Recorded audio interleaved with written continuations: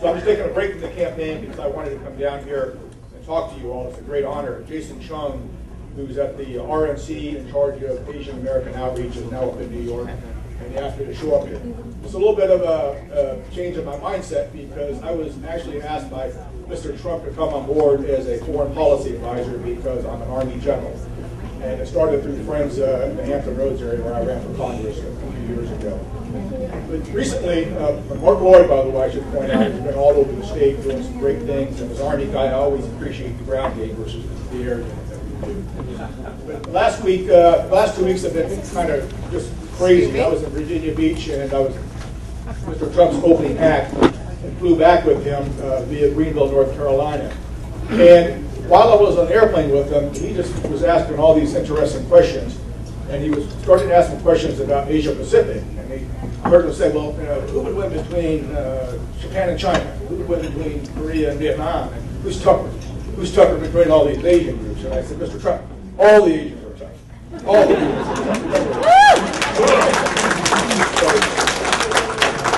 But somehow that segued into, I explained to him that I was Japanese American, and he looked at me and he was very surprised. And I said, it's true. I said, I was born in Honolulu, Hawaii, and I have my birth certificate. Rudy Giuliani was sitting with him and almost fell out of his chair. So I inadvertently, I think I might have helped to resurrect the birther issue until recently.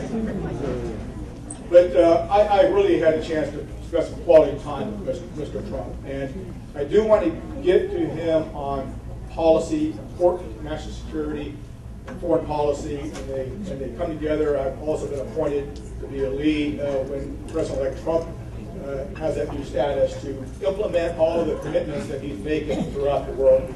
And you know, Asia Pacific is one of the most complicated areas out there, and that distinguishes Asian Americans in many ways from the other ethnic groups, African Americans and Hispanics.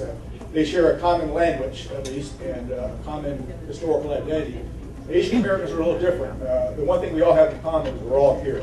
We're all here. I wish we were all Republicans, but we're all here in America now. And as I was talking to a young attorney, this is a land of immigrants. My grandparents immigrated to Hawaii from Japan at the turn of the 20th century, and my mother became an American in the late 1990s. And so I came via Hawaii.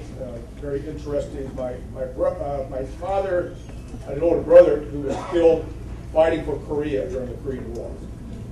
And I didn't know much about this young private who was killed until later in life, and it was a very interesting story. But I just explained that because my father had an older brother killed in the Korean War, he was sent to Europe to be part of the occupation forces there. And that's where he met my mother. And so if it weren't for my uncle's sacrifice in the Korean War, I would not have existed, first of all. But I've had just been focused on issues all over the world. I spent time in Europe, Iraq, Afghanistan, Panama, Korea, Japan, and what have you. And I know that we were supposed to have pivoted or shifted towards Asia Pacific. That shift is not complete. I want to make sure that we pay more attention to issues coming out of Eastern Asia, Northeast, Southeast, South Asia. And I know we have some issues out there. I think we all need to work together and make sure that we still have long-term peace and security in this great nation. So I just flew down from New York today. I'm trying to help Mr. Trump prepare for debates. He has a very interesting way of preparing. I'm under a non-disclosure agreement, so I can't explain all the interesting things that we're doing that you would be interested in. But I can tell you, he's an amazing man. If you look at his schedule, you would be just amazed with his stamina. I mean, it's one thing after the other. He's comfortable in his own skin. He's a very, very bright man. He asks a lot of really, really good questions. He doesn't pretend like he's got all the answers. He's very inquisitive. He's laid out some high markers for us to implement once he's elected. And so I'm looking forward at this point not only to his victory and our victory on November 8th, but also to help him become the greatest president we've had. And so I will mention one other thing. Asian Americans suffer a little bit because we're not numerous. And where we have numbers are not necessarily strategic swing states. Virginia is, as a general officer, I can tell you, Virginia is key terrain.